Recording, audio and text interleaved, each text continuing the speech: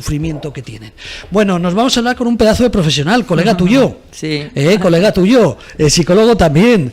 Luis Fernando López, muy buenos días.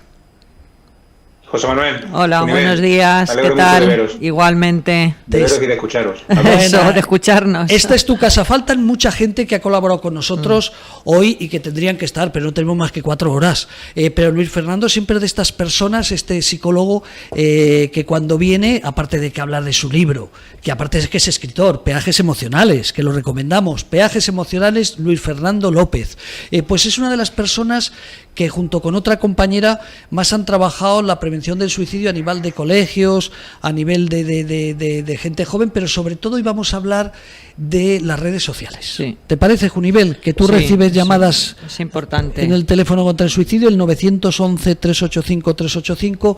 Cuéntanos, Luis Fernando, luego hablamos de tu libro, pero darnos unas pinceladas. Redes sociales, ¿son peligrosas? ¿Qué cosas tienen de peligro? Cuéntanos. Bueno, las redes sociales tienen esa doble dicotomía, ¿no? Pueden ser utilizadas como un medio de prevención y de canalización muy adecuado para poder prevenir el suicidio. Es un gran altavoz a nivel mundial, pero igualmente con un mal uso, ¿no? Igual que en cualquier circunstancia, en cualquier lugar, con cualquier mal uso que se pueda dar de una nueva tecnología, pues puede ser perjudicial, ¿no? Nosotros abogamos por el buen uso de las redes sociales como una herramienta de prevención, ¿no? Pero desde ese punto, el punto de partida es la educación, ¿no? De la ciudadanía digital, la educación dentro de la población más joven, del buen uso de las redes sociales como un altavoz y como un mecanismo de prevención, en este caso, ¿no? Que nos atañe en el día de hoy, en este tercer maratón, ¿no? Contra el suicidio, en la prevención del suicidio y la autolesión, ¿no? Sobre todo en población infanto-juvenil, que son estos nativos digitales, esta generación Z, que son los que más usan las redes sociales como medio de comunicación. ¿Por qué crees? Cuéntanos ejemplos, ya sé que ejemplos no personales, ¿no? Pero dinos qué cosas tenemos que tener cuidado, los que tenemos ya hijos jóvenes, algunos llaman mayores, pero qué cosas tenemos que tener precauciones, o la gente joven, si alguien nos está escuchando, qué medidas tendría que tomar para no caer en todos estos problemas que le pueden llevar a una ideación suicida, a bullying, a una serie de circunstancias. Mira, sería muy interesante, quizás como una idea, ¿no? De poder plantear quizás un día hacer un caso clínico, ¿no? Sobre un adolescente que hace uso de las redes sociales para la prevención del suicidio, incluso para obtener ideas, recursos y ayudas para, pues para validar, ¿no? Su ideación suicida. Pero fíjate que en la clínica, en la consulta, ¿no? Que se trata sobre todo de adolescentes, es muy importante la labor de evaluación dentro de las redes sociales e Internet. Yo me he topado, ¿no? Y tengo pacientes con casos donde la ideación suicida, en ese silencio que encuentra en la sociedad, donde no puede expresar sus sentimientos, donde no encuentra una validación, donde no se siente, ¿no? Cómoda, no se siente respaldada por la sociedad para poder expresar su dolor y su sufrimiento, ese silencio no ocurre dentro de las redes sociales. Es muy interesante poder evaluar qué mecanismos, cuáles son las estrategias que utiliza, cuáles son las pautas de conducta digitales que establecen en las redes sociales para ver exactamente cómo se ha desarrollado esa ideación, cómo expresa su sufrimiento, cómo valida sus emociones en grupo, cómo pertenece a grupos dentro de las redes sociales, y dentro de los educadores, de los docentes, de los profesionales, que creo que, respondiendo a tu pregunta de un modo concreto, pues tenemos que ver cuáles son las pautas de conducta digital que tienen los jóvenes dentro de las redes sociales, a qué hora se conectan, en qué tipo de chat, qué tipo de contenido comparten, cuál es el tipo de contenido que se difumina dentro de la red, dónde comparten, qué mecanismos y qué tipo de hilos de conversaciones establecen, en qué tipo de páginas entran. Bueno, es una labor amplia, tiene muchas ramificaciones, ¿no? Pero creo que un buen punto de partida sería establecer como señales de alerta digital, como factores de riesgo digitales en población infanto-juvenil, para poder detectar que efectivamente pues, una población infanto-juvenil está en riesgo y está vulnerable dentro de las redes sociales, tiene un riesgo dentro de las redes sociales. Junivel, ¿qué le preguntamos? Ayúdame, ¿o quieres que nos explique ese proyecto que ha creado? Que también es muy importante. Yo creo que un poquito, a lo mejor lo de algún factor de alerta para los padres, ¿no? Yo creo que sería bueno que nos lo comentara. Alguno, que ya sabemos que hay muchos, pero que alguno así muy clave que tú creas, Luis Fernando, donde los padres o tutores puedan fijarse un poquito en dónde está metido ese chaval o esa chavalita. Bueno, fíjate que una de las, algo muy característico y algo muy sencillo es el poder ver, bueno, tendríamos que entender, ¿no? Y entendiendo que los educadores o los padres o las personas significativas, ¿no? Las figuras de apego de estos jóvenes estén aceptadas dentro de sus redes sociales. Claro. No todos los jóvenes tienen unos nick y tienen unos perfiles, ¿no? Asociados a un nombre concreto, y muchos de ellos lo ocultan precisamente pues porque tienen esa conducta digital que no quiere que se observen por mayores, ¿no? Por figuras de protección o por figuras de autoridad. Pero fíjate que dentro de estas señales de alerta, una muy característica sería a qué hora son las que cuelgan los posts, a qué hora interaccionan dentro de las redes sociales. Imagínate que un joven o una joven de 14 años, ¿no? Pues está estableciendo o postea dentro de las redes sociales, sube un post a las 4 o las 3 de la mañana, ¿no? Evidentemente pues hay un problema de sueño, hay problemas posiblemente de conciliación del sueño, puede haber una falta de rendimiento académico, falta de concentración, que puede derivar en otros muchos factores de riesgo a lo largo del curso, ¿no? Y de la madurez de este joven.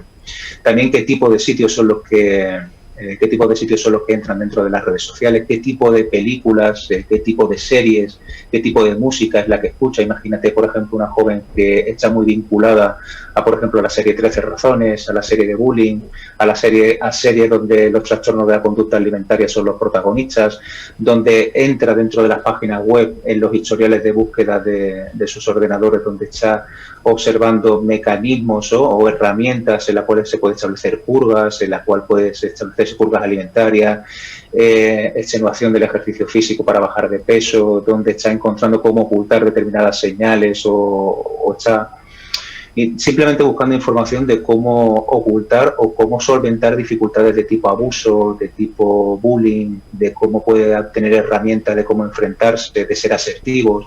Bueno, pues es información dentro del mundo digital que de un simple vistazo, ¿no? Dentro de los educadores, de los padres, pues nos pueden dar muchas señales de alertas digitales de que algo está ocurriendo a esta población, ¿no? Y desde ahí poder rescatarlo a un entorno presencial de apego, ¿no? Seguro dentro de las familias, dentro de las instituciones, y por supuesto con la canalización de los profesionales en el caso oportuno, para poder reconducir, empoderar y dotar de unas herramientas adecuadas para que esa autoeficacia percibida por los adolescentes, ¿no? Pues sea realmente satisfactoria, saludable y que mejore la calidad de vida percibida, que está en detrimento, ¿no? Dentro de esta persona. Luis, tú que tienes un despacho de psicología y eres un profesional, los padres, claro, estás diciendo una cosa, pero yo estoy pensando que los padres, ya de los que no somos muy espabilados en las redes sociales y en la tecnología, pero los padres se despistan mucho y no investigan dónde y cómo juegan sus hijos, ¿o crees que sí?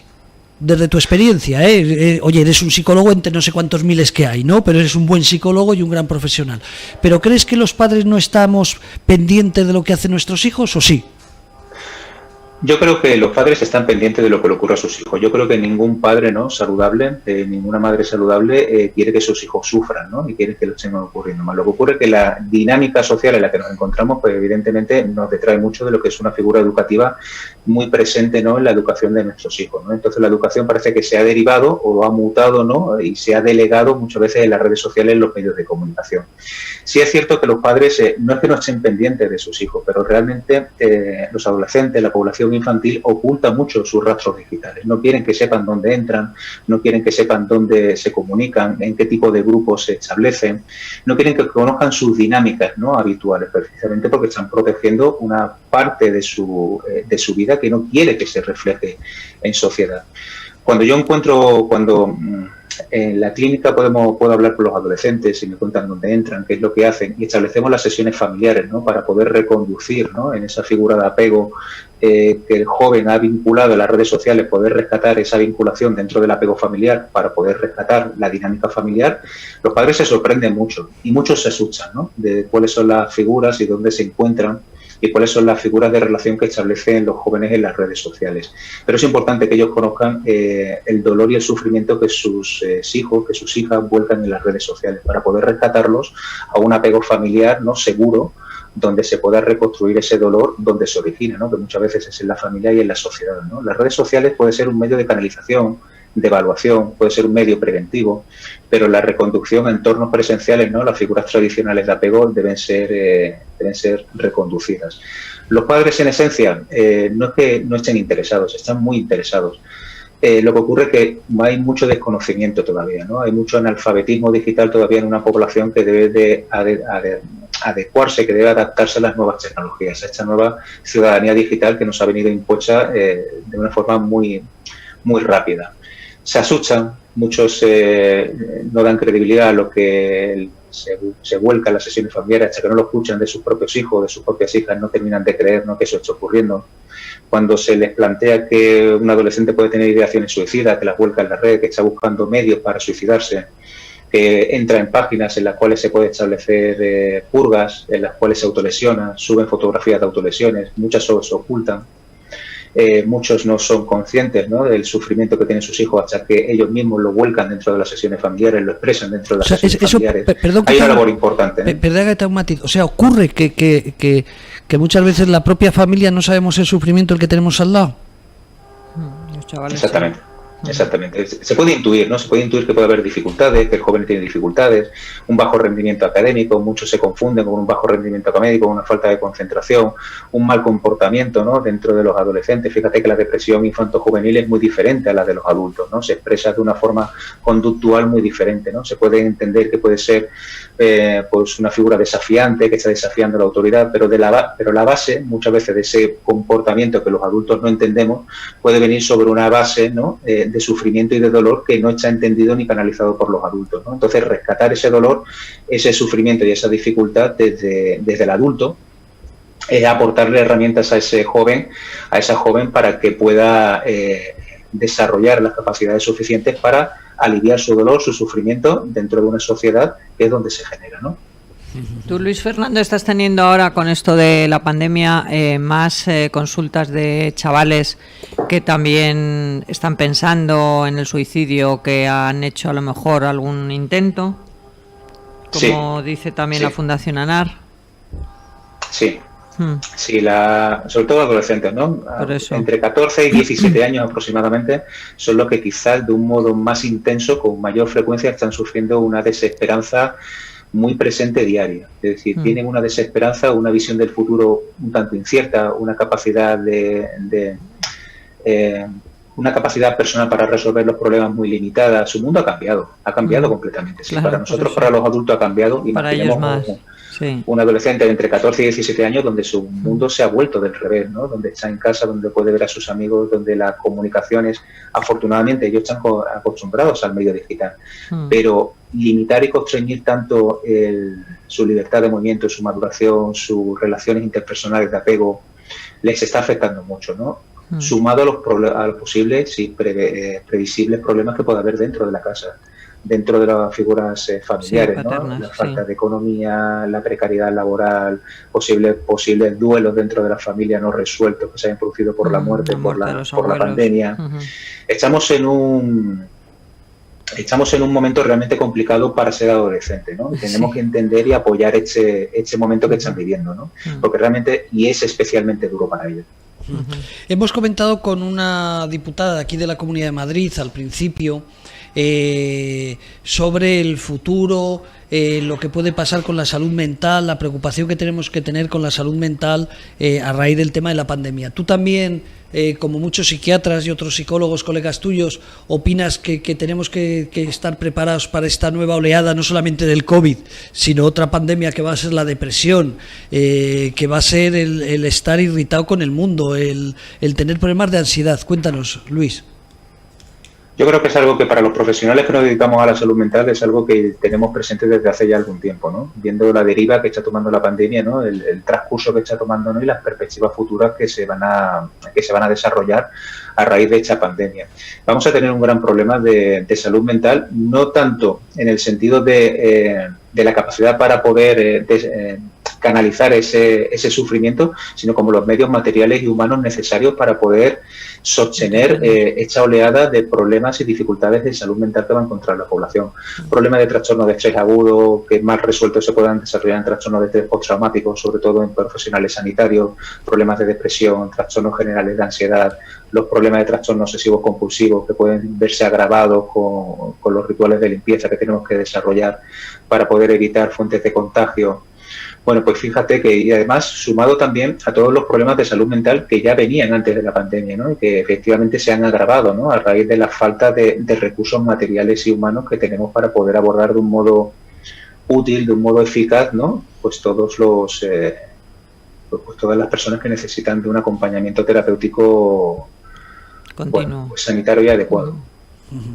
Oye, háblanos de ese proyecto que has hecho con otra psicóloga sobre el tema de prevención, para que se adhieran ahí colegios y otra serie de instituciones.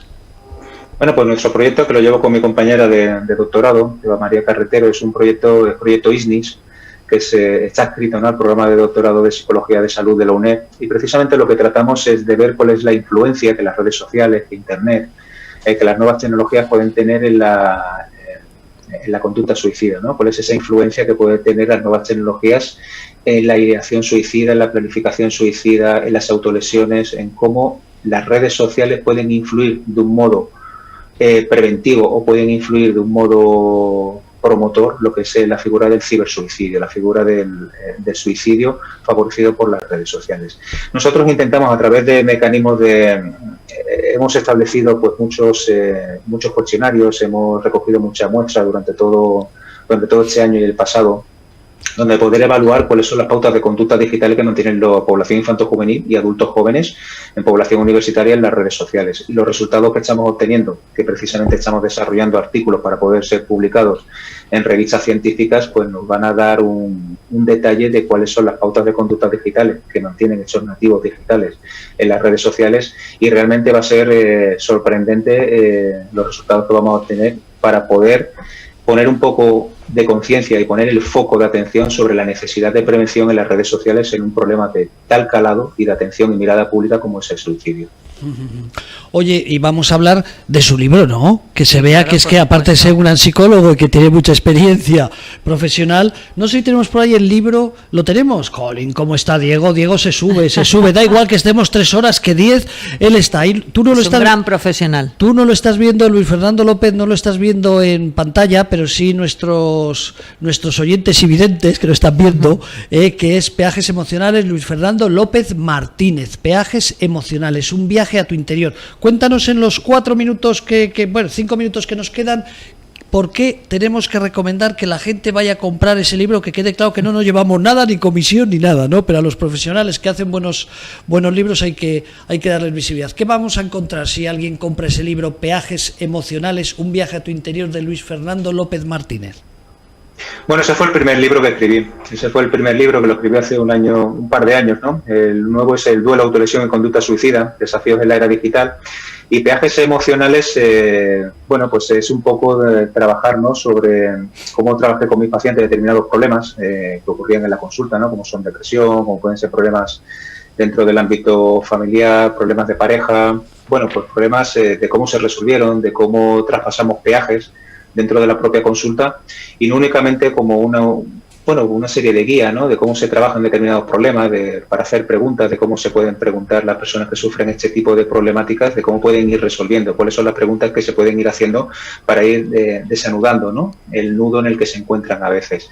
Y también en ese libro intenté reflejar, ¿no?, cuál es la figura del terapeuta dentro de los procesos terapéuticos, ¿no?, de cómo se siente el terapeuta, de cuál es la relación, el baile entre dos que se produce dentro de la consulta, dentro de sesión, ¿no?, de cómo al mismo tiempo que el terapeuta se deposita en sesión, al mismo tiempo también recibe del paciente, y cómo el crecimiento es mutuo, ¿no?, paciente-terapeuta, terapeuta-paciente, ¿no?, cómo ambos crecen y aprenden de las experiencias que se vuelcan en sesión. Ese es el libro de Peajes Emocionales, ¿no? Y duelo, autolesión y conducta suicida, desafíos en la era digital, que es el segundo libro. A ver, dilo despacito, escucha, dilo otra vez despacito, que no me da. Por cierto, tienes que buscar un vídeo de alguna gala de las nuestras. La tercera gala que tienes que ir, que luego hablaremos de ella mientras que hacemos otra llamada. Te decía que vuélvenos a decir otra vez que tú, como te lo sabes muy bien, lo has soltado así de carrerilla, pero tenemos que apuntar. ¿Cómo es el siguiente libro? Es duelo, autolesión y conducta suicida, desafíos en la era digital, que precisamente, bueno, pues tuve la suerte de poder estar allí con vosotros, ¿no?, hablando de este libro.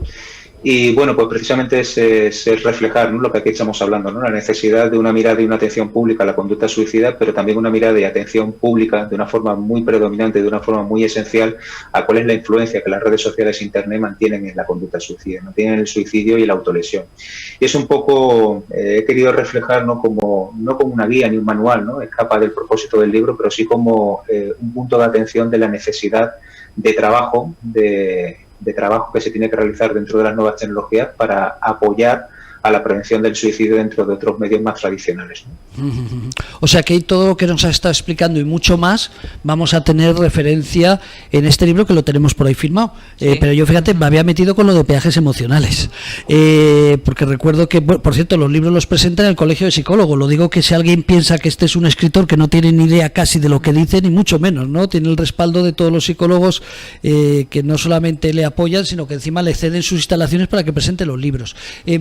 A grandes rasgos, quien compre este libro, lo acabas de decir, pero ¿qué conclusión sería la que va a tener?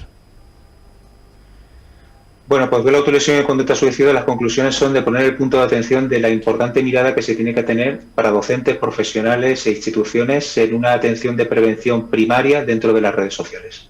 Es muy importante poder hacer mecanismos de prevención dentro de las redes sociales. Si no atendemos a las redes sociales el mecanismo de atención de prevención de tipo primario, estaremos dejando coja lo que son las labores de prevención de la conducta suicida en su complejidad. En las redes sociales hablamos de YouTube por un lado, hablamos de Facebook, hablamos de Twitter, tratan de luchar contra esta gente que se dedican a meter cómo suicidarse, cómo fastidiar a alguien, cómo dejar de comer y autolesionarse. ¿Crees que están haciendo una buena labor? Te pregunto, porque sé que tú eres un investigador, o todavía falta mucho. Falta mucho. Están haciendo una labor, estamos en los inicios, están haciendo una labor de prevención, pero de tipo censura. Es decir, están cortando nick, están haciendo bloqueo de nicks, pero todo este contenido que se vuelcan en sus plataformas están migrando a otro tipo de plataformas que son más permisivas con este tipo de contenido. Por lo tanto, la prevención se tiene que realizar no en un tipo de prevención de tipo censura, sino en un tipo de prevención sociosanitaria, educativa, que prevenga este tipo de conducta dentro de la red social. Una persona que vuelca su ideación suicida, que expresa su dolor dentro de la red social, si la silenciamos, si le cortamos el nick, si le bloqueamos el nick, estamos haciendo exactamente igual que ocurre en lo presencial. Si una persona habla del suicidio y alguien le dice, por favor, no me hables de esto, que no quiero volver a escuchar, posiblemente esa ideación suicida vaya evolucionando dentro de su conducta. En la red social pasa exactamente igual.